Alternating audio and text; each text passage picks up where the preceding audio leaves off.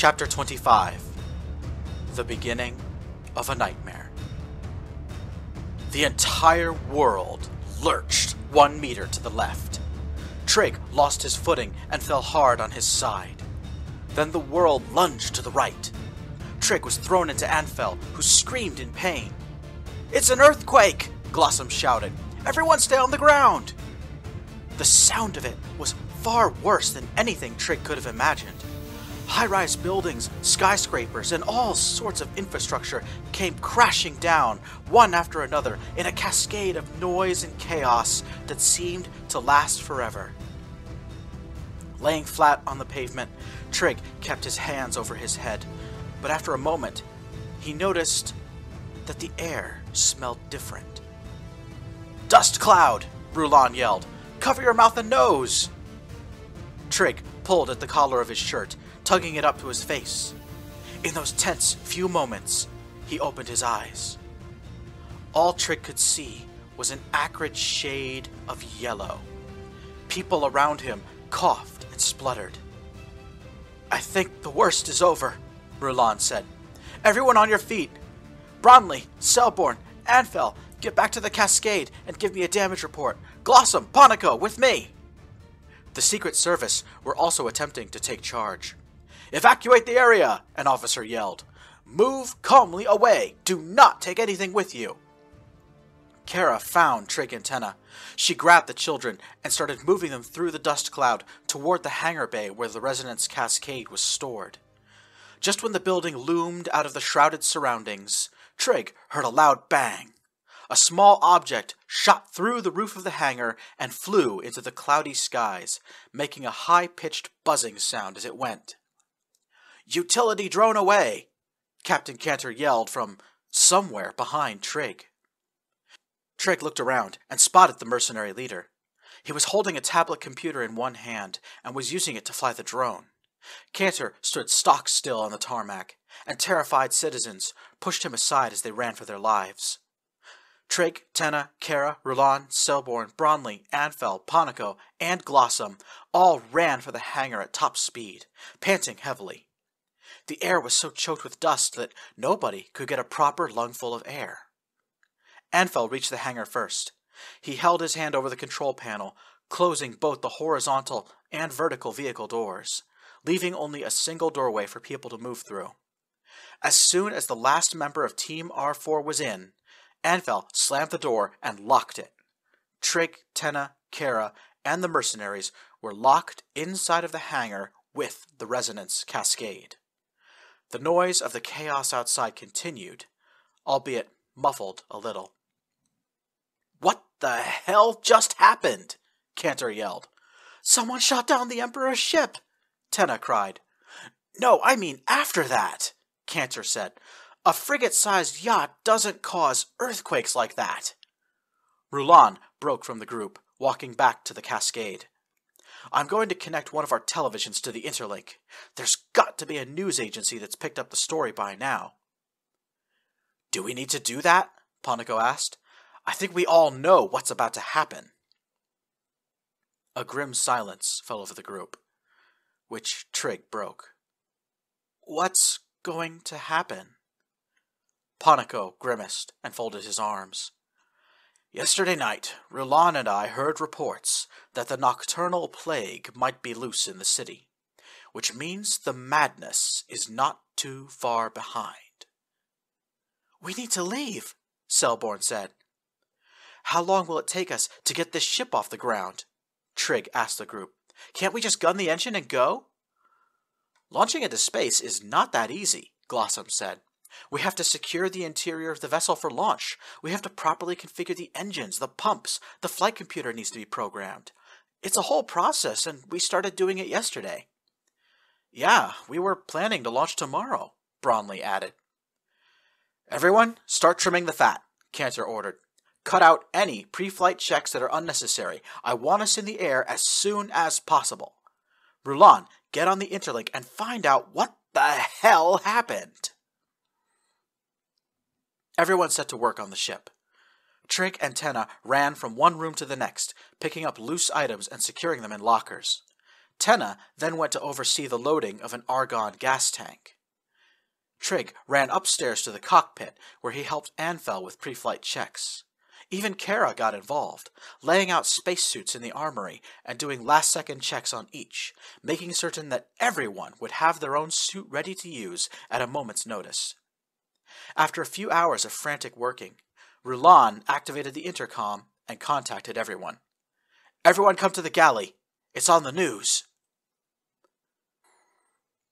Trig and Anfel were the last to arrive, having come from the cockpit 5 stories up. Chef had moved a large digital screen to one side of the galley and had the television set to the state-sponsored news outlet. A flustered-looking anchor person struggled to keep his voice calm. "This is an extremely dangerous situation," the newscaster was saying. "Please take shelter immediately. The city of Venka Urbo is currently caught in multiple disasters at once. Please refer to the map behind me." The screen changed, showing a map of the city and the surrounding areas. 2 highly specific spots were pointed out with red labels, while the words "Earthquake Danger" were spelled out in bright red letters on the chyron. "The Emperor's personal yacht has crashed into the trade district.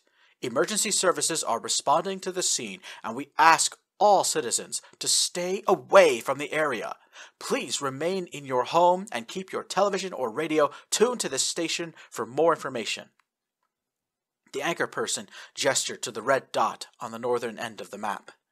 "We continue to receive unverified reports of a hostile military force landing on the northern side of Venka Urbo. Multiple spaceships of unknown origin were seen landing near the mining district, and many of you have called into our station saying you have seen armed men moving into the city. At this time, we have just as much information as yourselves. I say again, do not panic. Go to the lowest level of your home and stay there. Do not go out into the streets. Do not—" The image froze.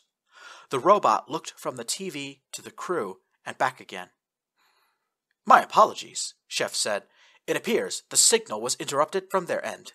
We may regain it in a moment." "Son of Kumase, someone really shot down the Emperor," Bromley breathed. "You don't think it was the SLA, do you?" He was looking at Captain Cantor. "It might have been," Cantor admitted. "Remember all that money we made from Shepminter's Homeworld? 50 million Somanis would get you a lot of man-portable anti-air weapons from MSI. And I mean a lot of them." "Guys," Trig shouted, "the TV's back!" The broadcast was back online, but the news desk was no longer visible. Instead, a completely different image was on screen. Chef twitched its head and declared, "Alert! The state-sponsored broadcast has been hijacked by unknown actors." Rulon quickly picked up his tablet computer and brought up a copy of the state news. "Damn, he's right," Rulon said. "The pirate broadcast is all over the interlink. Everyone in the Empire can see this." Trig looked at the pirate broadcast. A group of Birkin men, all dressed in lightweight power armor and carrying military-grade weapons, stood on the side of a highway. Behind them, the skyline of Venka Urbo was shrouded in dust. One of the Birkin soldiers, who had an officer's cord hanging off his shoulder, took a step toward the camera and began to speak. "My name is Aubrey Charnham. I am the commander of the Sutharian Liberation Army. We are the military arm and the voice of the oppressed men and women of the Sutharian nation. We are the TS, Birkin, Tanara, Kantu, Ranvia, Folo, Kund, Enturi, Ilimrig, and those possessing the shimmering gift of the gods. We are those whom the Valdemar sought to enslave and rule. We are the ones responsible for the attacks on Sutheria, the same attack that brought about the death of the so-called Emperor Kanto." Commander Charnham stood to one side and gestured to the wrecked city behind him. Then he continued, This attack was retribution for generations of atrocities committed by the Valdemar against innocent Sutharians. And it is also the final, searing proof of the greatest lie in history. The Olenbar lie. The lie of Valdemar's superiority over what our former overlords called the lesser races. We will no longer stand by and watch our kin be persecuted and subjected to the savage reign of the Valdemar. We will not permit the Valdemar to save themselves while the nocturnal plague rampages through our families and friends. The Sutharian Liberation Army is now approaching Venka Urbo to end the Vestum regime once and for all. We have the men, the weapons, and the knowledge to take this city. Any resistance against us is ill-advised. And should any Valdemar think themselves capable of fighting against the SLA, I urge them to watch this demonstration. Commander Charnham pointed at one of his soldiers. The man raised a radio to his ear and then said, "Bring them out." The camera zoomed out and then refocused on a point to the left of Commander Charnham. What Trig saw next made him scream in fright, and he was not alone. Everyone gasped and shouted as the screen came back into focus.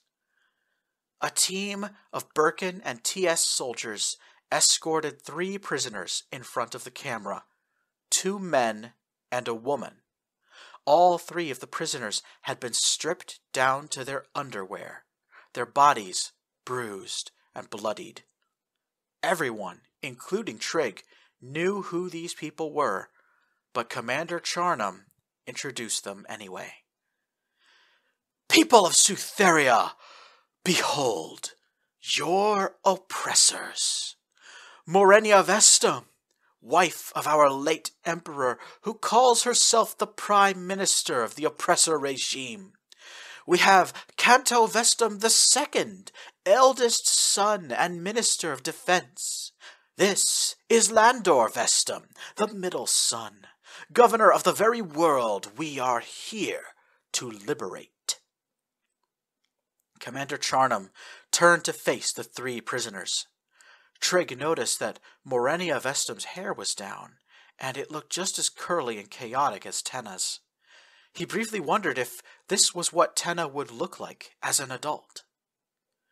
"For your crimes against the people of Sutharia," Commander Charnham said, "I sentence you to be shot."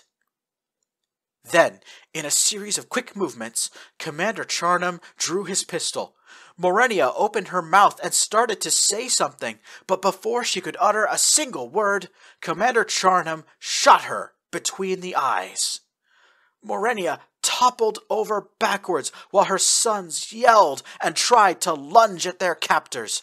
There was a chatter of machine gun fire, and then all 3 of the royals were dead. Commander Charnham holstered his pistol and turned to face the camera. "Rejoice, Sutharia," he said. "You are free." The broadcast ended, and the screen went blank. For a few moments, the crew of the Resonance Cascade was silent. Tenna was sobbing into Selborne's chest. After a few moments, Panico said, "There's going to be a genocide." Trig felt a chill in his bones. Panico grabbed his shoulder. It all happened so fast," Anfel said. "How did the SLA manage to pull this off?" "They had help," Panico said, "and I think we all know who was helping them. Shepminter, Honora, stay here. Cantor, Selborne, Anfel, with me." Panico and his comrades stepped off the ship and through the hangar door. Trig and Tenna followed them cautiously at a distance. While Panico, Anfel, Cantor, and Selborne walked out of the hangar to look around the area, the 2 children stopped at the hangar door, looking out from the safety of the reinforced building. Somehow, Trig knew what he was going to see before Ponico pointed it out. "Someone opened a conduit," Ponico said, pointing at the sky. "There must be one in the city somewhere. That's how it got here." Trig and Tenna glanced in the direction he was pointing.